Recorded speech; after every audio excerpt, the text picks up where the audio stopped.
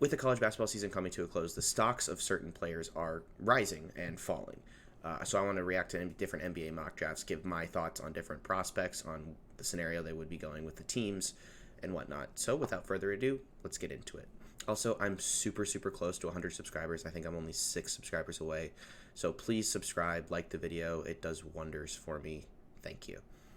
So this mock draft is going to be from NBADraft.net. They usually update these pretty frequently, and so I'm going to go through about 4 different mock drafts. So number 1, Victor Wembanyama. That's kind of obvious. Wembanyama's been the number 1 prospect in this class since he was pretty much learned about. There really isn't much. He's now, I think, 7'4", large wingspan, can shoot, obviously great interior defender. If he bulks up, his impact is going to be a lot bigger. That's what I'm worried about going into the future.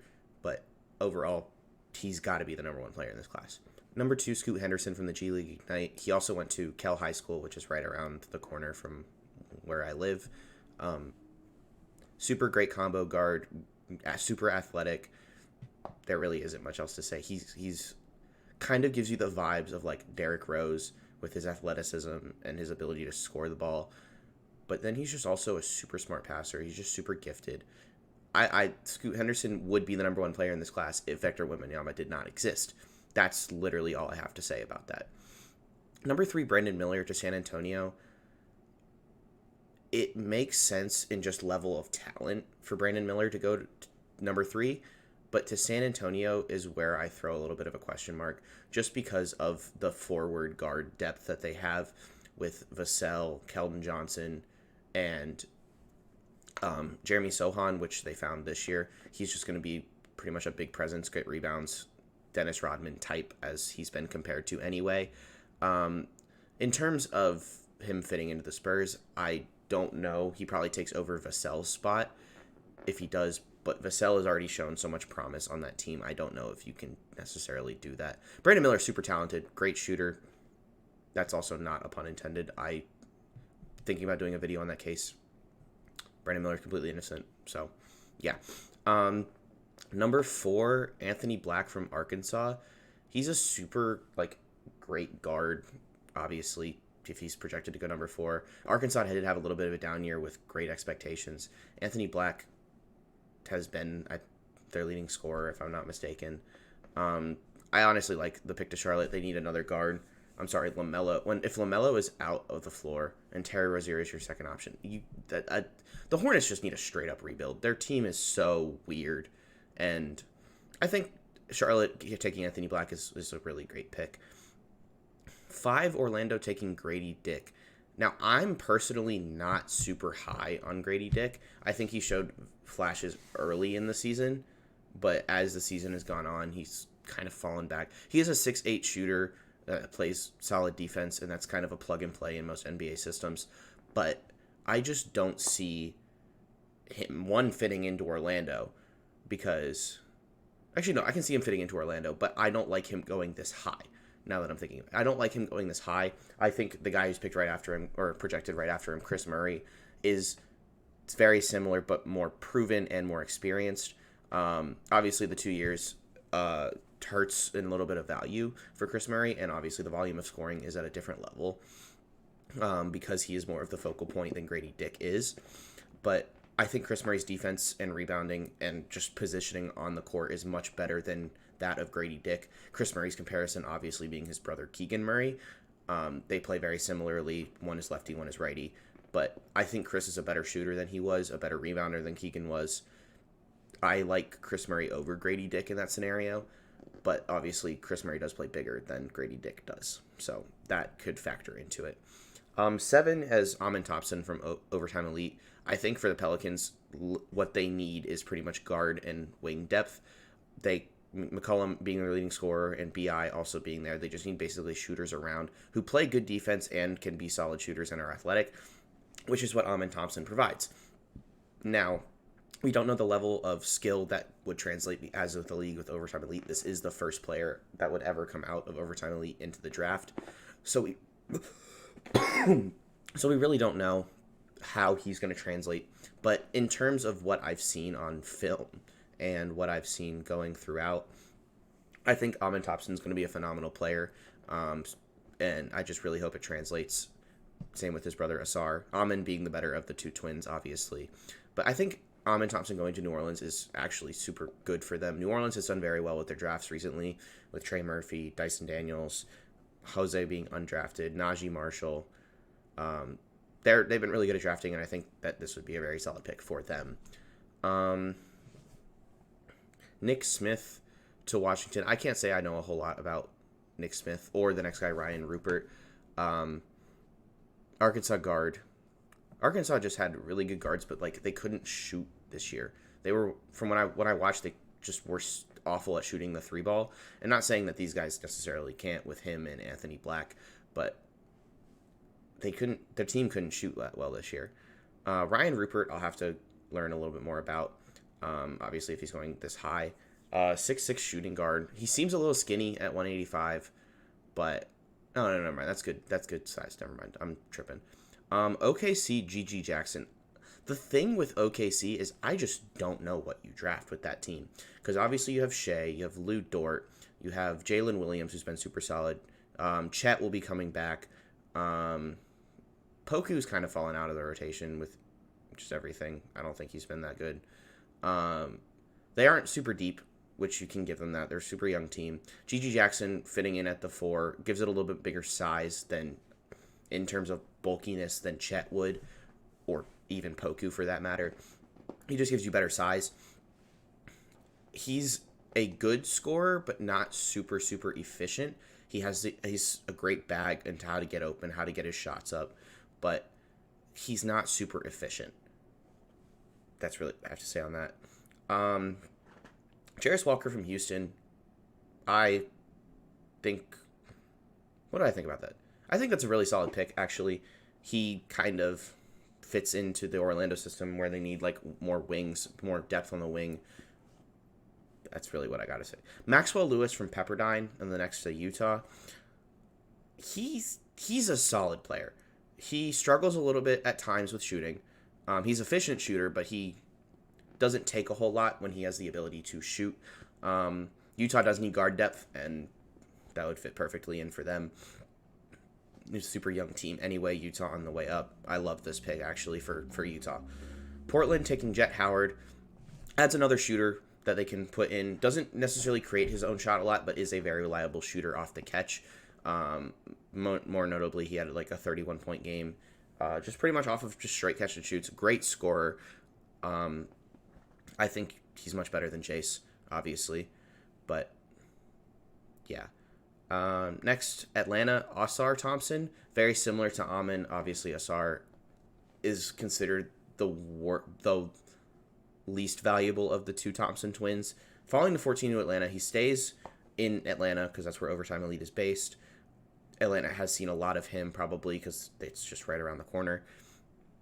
And he fits what the Hawks need, honestly, which is a good, solid, athletic defending two-guard for depth. Not necessarily for someone to come in and start. They've been looking to find depth as they've gotten lower into their drafts. They're not looking for the next guy. They're looking to build the team that they have with the new head coach and Quinn Snyder. I think this is a really solid pick for them. It gives them just another option off the bench. What they need to find is a backup point guard, in my opinion, because DeJounte Murray is technically a point guard, but he's playing at the two guard because he's with Trey. Still succeeds at the two guard, but as you get more in the back court, we don't have any point guard. I'm a Heat fan. The Atlanta doesn't have any guard depth, in all honesty. Golden State taking Keontae George. I really like that pick. Gives them more depth on their wing off the bench. Keontae George at Baylor is a phenomenal scorer. It's so fun to watch him play. That's really what I have to say about that. There's not a whole lot. Going in through the back half of the lottery, I really don't see a whole lot that really jump off the page. Terquavion Smith to Portland, I think, is not a great pick. Terquavion does show all the athletic prowess and the scoring ability, but tends to get inefficient at times, and when he gets cold, he tends to play really, really bad away from the ball and on defense when he just isn't hitting his shot. Super streaky player, but overall, he's going to be an NBA talent, and he's going to be a solid scoring guard, but whether he plays for Portland or not is the question. Jalen Wilson to Brooklyn. That's another one that good scoring. Brooklyn can just take whatever and get depth for that. I think that's a good pick, in all honesty. Jordan Hawkins to New York stays around local because he went to UConn. Good scoring guard. God knows New York needs a two guard. I'm sorry, Quentin Grimes and the team is just so badly constructed. I don't get it. Another one, Julian Strother to Brooklyn. I think that's more wing depth. He's going to be a solid plug and play guy. Good scorer for Gonzaga. Yeah. Trace Jackson Davis to Memphis, I think, is a little bit interesting just in terms of, yes, his skill puts him there for Memphis, but I don't know if he fits into Memphis. He's a good back. He'll be a good backup four. He jumps off the page in terms of stats for Indiana. In terms, I think he's averaging like 20 and 11, something similar to that. He will jump off the page in terms of stats, and he's going to be a very solid player.